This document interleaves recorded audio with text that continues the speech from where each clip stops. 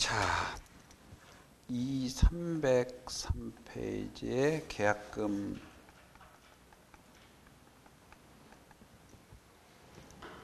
연이하겠습니다.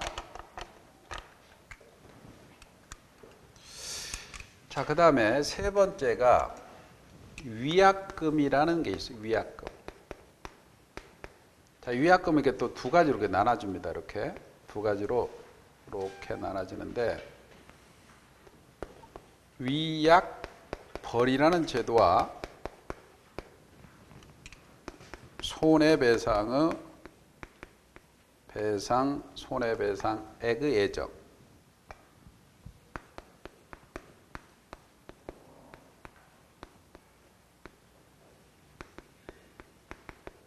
손해배상액 예정이라고.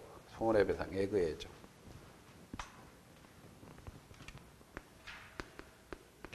근데 위약금 특약이 있으면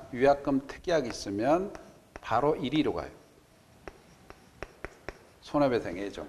근데 우리 판례가 손해배상액의 예정은 어느 때 예정이냐? 이 판례가 이렇게 특약해야 된다는 거예요. 교부자는 포기하고 수령자는 배액의 상환한다는 특약이 있으면 손해배상 예정으로 간다는 거예요. 그러니까 실무에서는 사실은 문방구 계약서라든가 공인중개사에 비치한 계약서는 요 문구가 다 들어있어요. 교부자는 포기하고 수령자는 배액 상환해야 된다. 그래서 손해배상 예정의 특약이 다 되어 있어요. 사실은 실무는 그러면 이 특약이 되어 있기 때문에 교부자는 계약금 줬어요. 계약금 주면서 교부자는 포기하고 수령자는 배액 상환해서 해지할 수 있다는 특약, 그렇죠? 특약을 했을 때 이거는 위약금 특약은 손해배상의 예정의 성질을 가진다는 게 판례 입장이에요. 판례 입장. 그러면 이 차이점 뭐냐? 그러면 손해배상의 예정이기 때문에 별도로 손해배상 청구할 수 없어요. 손해배상 예정액이니까. 그러니까 이거는 별도의 손해배상을 청구할 수 없고, 위약시에는 계약금 몰수합니다. 위약시에 계약금 몰수해버리지만 별도 손해배상 청구할 수 없어요. 근데 위약벌로 가면 계약금은 당연히 몰수하고 별도 손해가 있으면 손해배상 청구할 수 있는 게 위약벌이야. 차이점 알겠죠? 그러니까 네가 위약시에는 계약금 몰수하고 별도의 손해배상을 해줘야 된다는 특약을 맺었다면 위약벌로 가는 거예요. 아셨죠? 그러니까 별도 손해배상을 해야 된다는 측면에서는 위약벌인데, 이 대부분 문방구 99.9%가 이쪽으로 간단 말이에요. 요 문구를 그대로 적어놓거든. 문방구 계약서라든가 공인중개사 비치한 게 다 이 특약을 했어. 특약을 했다면 이리 갑니다. 그러니까 별도 손해배상 청구할 수 없고, 위약시에는 계약금 몰수해버립니다. 그리고 수령자가 위약시에는 배액 상환해야 되고. 그런데 판례가 이런 손해배상 예정의 그 특약을 했다 손치더라도 요 이 해약금 규정 있잖아요. 해약금의 성격을 그 같이 가지고 있다는 거예요. 판례가.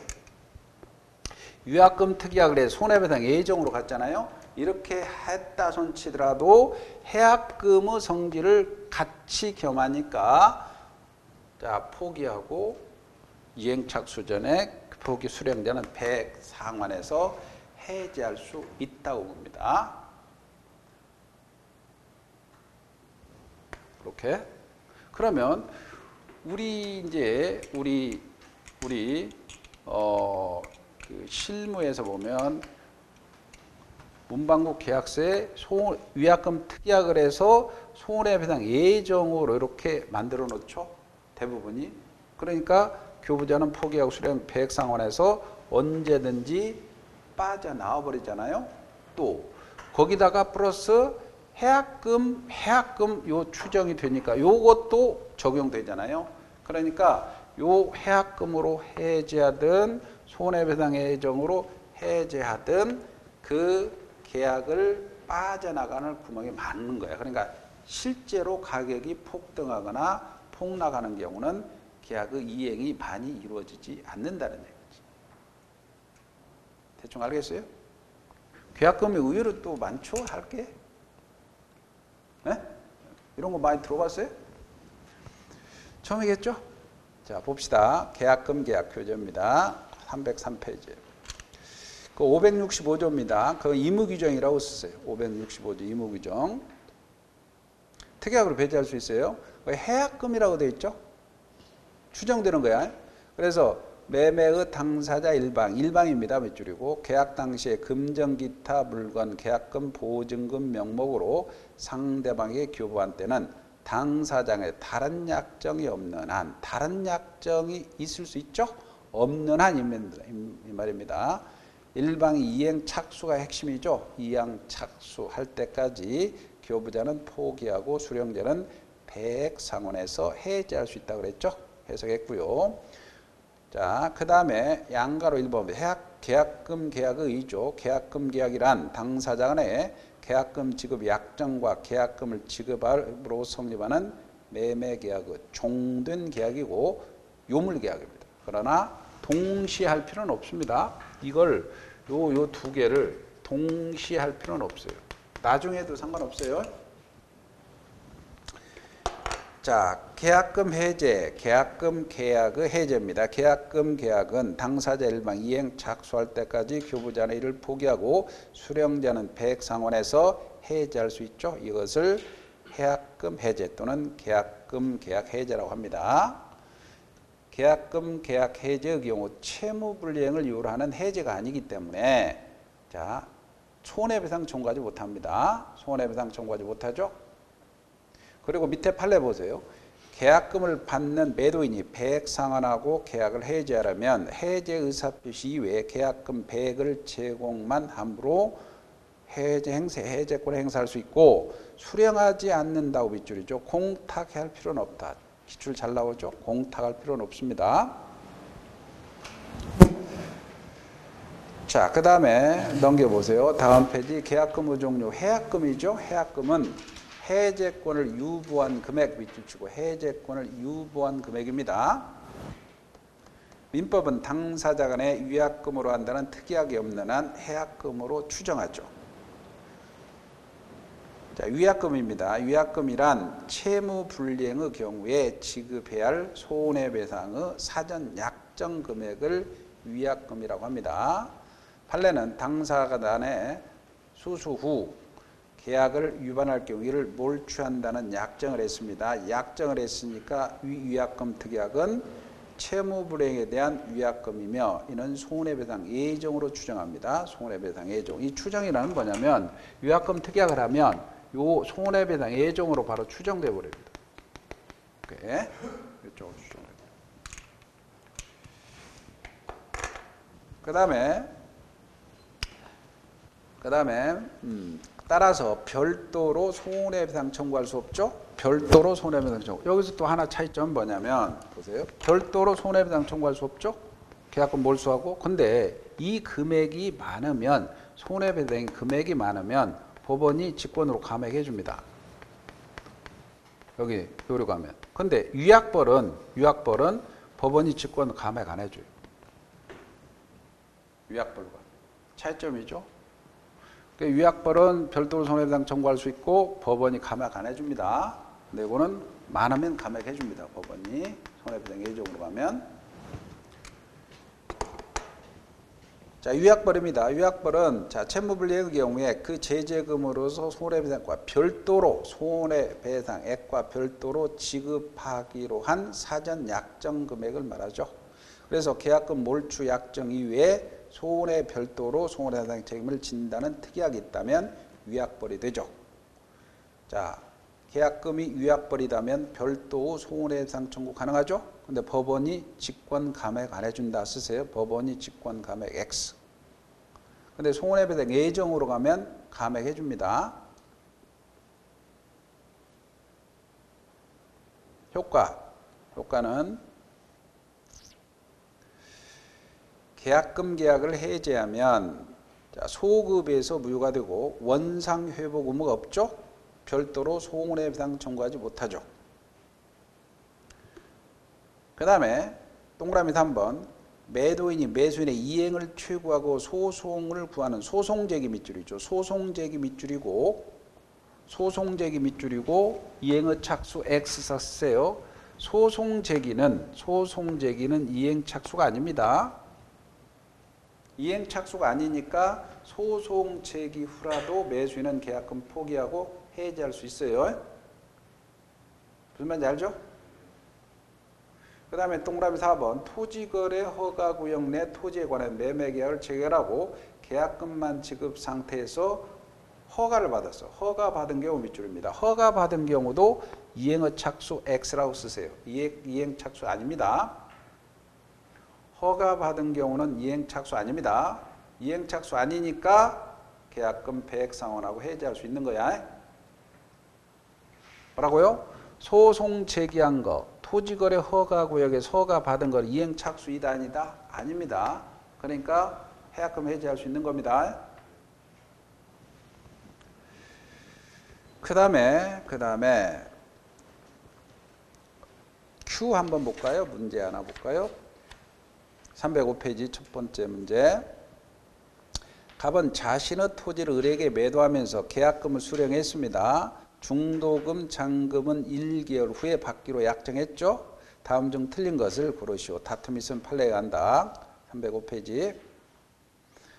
갑과 을 사이의 계약금을 위약금으로 하는 특약도 가능하죠. 아까 계약금을 위약금으로 하는 특약도 가능하죠. 네? 특약 가능합니다. 2번 갑과 을 사이의 계약금 계약은 매매 계약의 종된 계약이죠. 맞죠? 3번 을은 중도금 지급 후에는 특약이 없는 한 계약금 포기하고 계약을 해지할 수 없죠. 왜? 중도금 지급 이행 착수했잖아요. 맞죠? 그 다음에 을의 해약금에 의한 해제권 행사로 발생한 손해에 대해서 갑은 손해배상을 청구할 수 있다. 해약금에 의한 해제는 이거 손해배상 발생하지 않죠? 채무불이행이 아니니까. 들렸죠? 그 다음에 갑과 을 사이에 해약금에 의한 해제권을 배제하는 약정. 아까 이 해약금 규정, 요거는 의무규정이라고 그랬죠? 의무규정에 특약으로 배제할 수 있죠? 했다면 더 이상 해제권 행사할 수 있다 없다? 없습니다. 대충 이해가죠? 문제가 풀리잖아요. 기출 문제가. 더 이상 문제 풀지 마세요. 다 안 풀려 지금. 난 다른 문제 풀게요. 그러면 스트레스만 받아요. 문제 푼 것만 지금 일순환해서 푸시라고. 에? 자, 넘겨보세요. 넘겨보시고 그 다음에 담보 책임은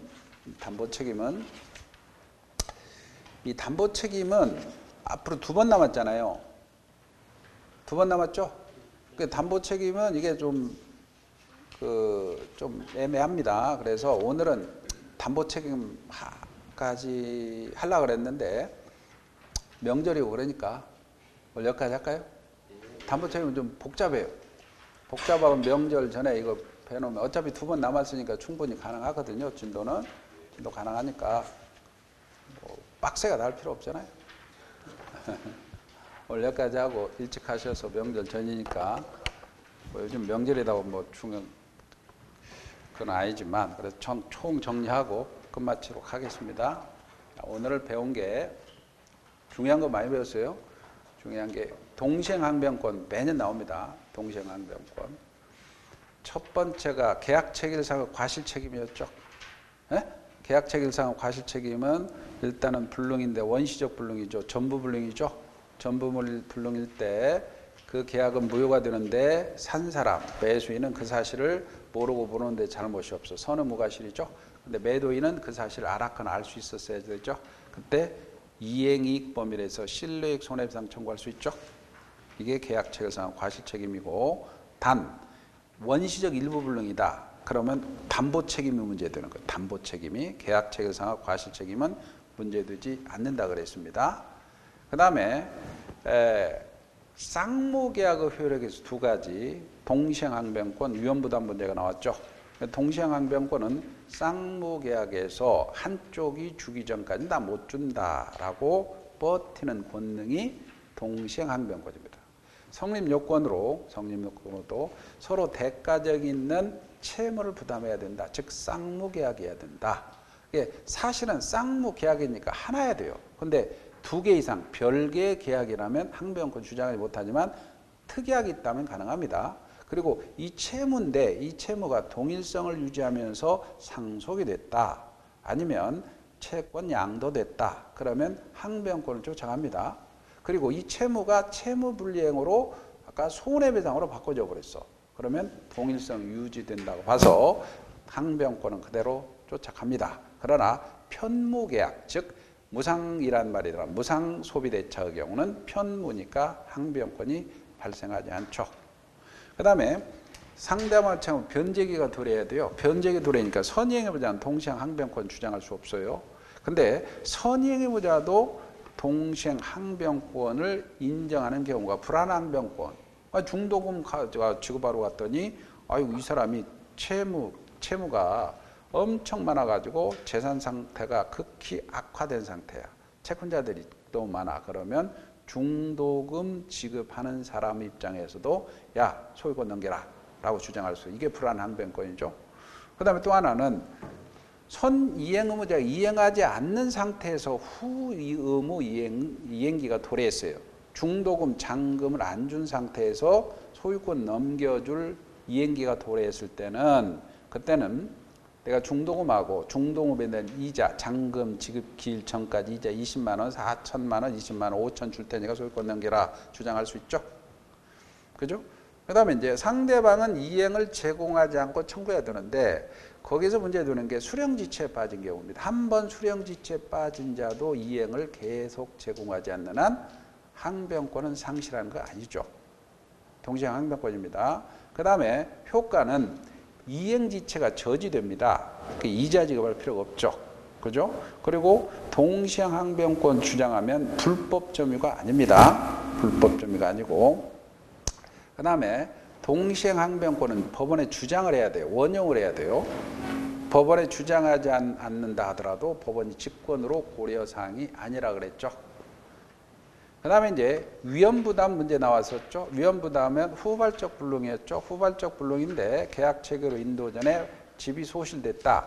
그때는 채무자가 고의과실이 있다면 채무불이행, 그 다음에 해제 손해배상으로 가지만 채무자의 귀책 사유가 없으면 이때는 위험부담이죠. 위험부담은 채무자는 목적물 인도는 면하지만 대가 청구할 수 없죠.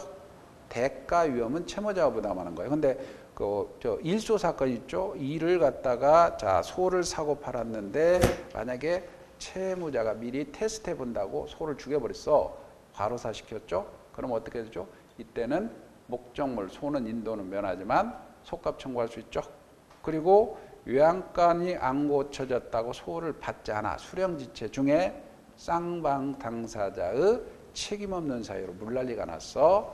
그럴 때는 목적물 소는 인도는 면하지만 대가 청구할 수는 있습니다. 그때 물먹은 소나 과로사한 소는 버려서는 안 되니까 마을 사람들에 팔았죠.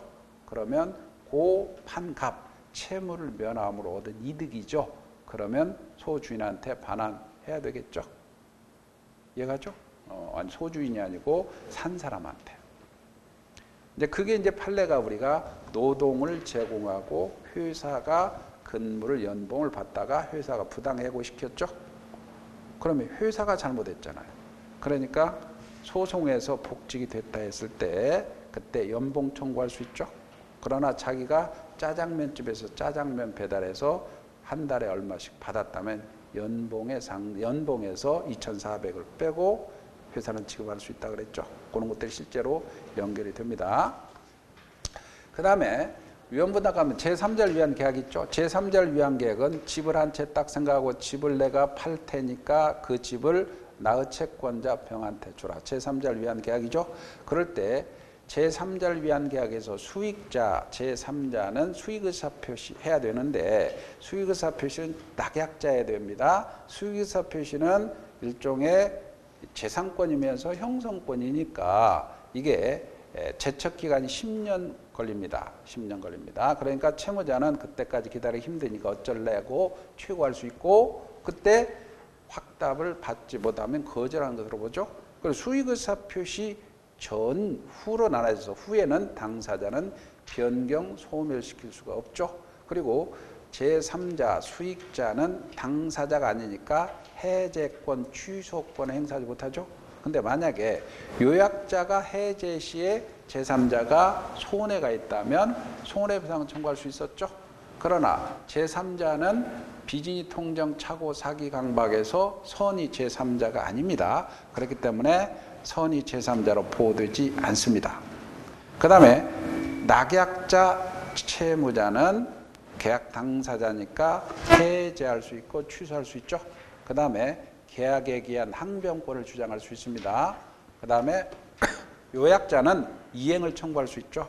그리고 해제 손해배상 동의 없이도 해제할 수 있죠. 그 다음에 갑과 을의 관계, 요약자, 낙약자 관계는 보상관계, 기본관계라고 합니다.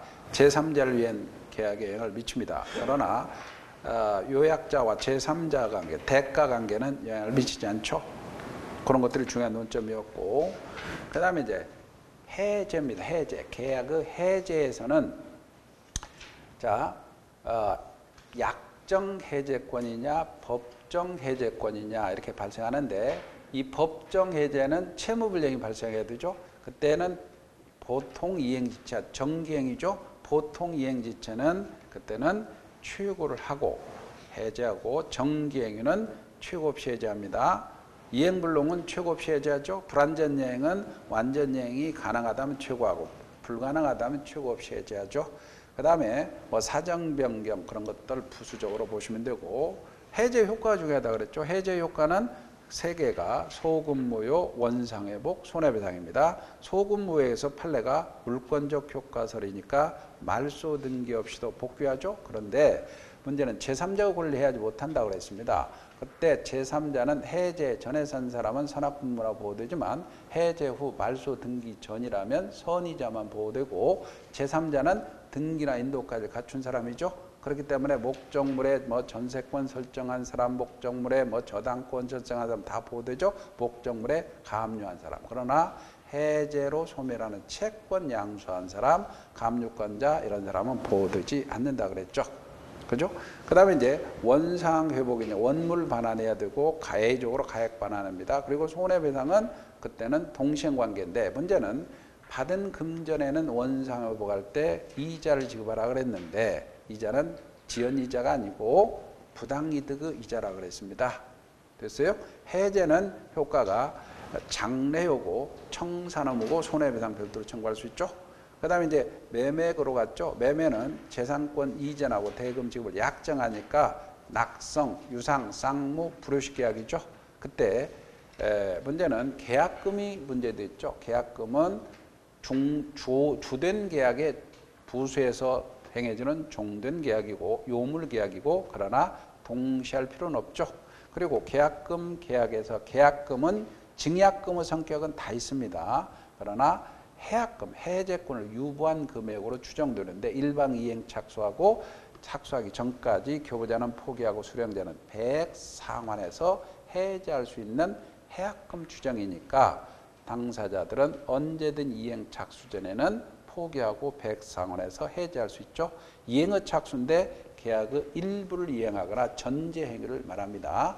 가령 판례가 기출 판례가 중도금 지급이나 중도금 일부를 지급하거나 아니면 등기소에 등기소를 가지고 이행해 동행 촉구하는 것 전쟁입니다. 그러나 중도금 잔금을 준비하는 행위 이런 것들은 이행의 착수가 아니고 판례가 소송 제기는 이행 착수가 아니고 토지거래 허가구에 서가 받은 것은 이행착수가 아니라 그랬습니다.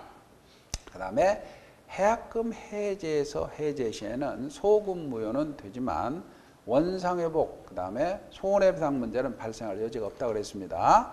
그 다음에 이제 다른 특약을 한 겁니다. 다른 특약을 했을 때 판례가 교부자는 포기하고 수령자는 배액 상환을 해야 된다라는 특약을 했다면 이거는 위약금 특약 중에서 손해배상액의 예정을 본다 그랬어요.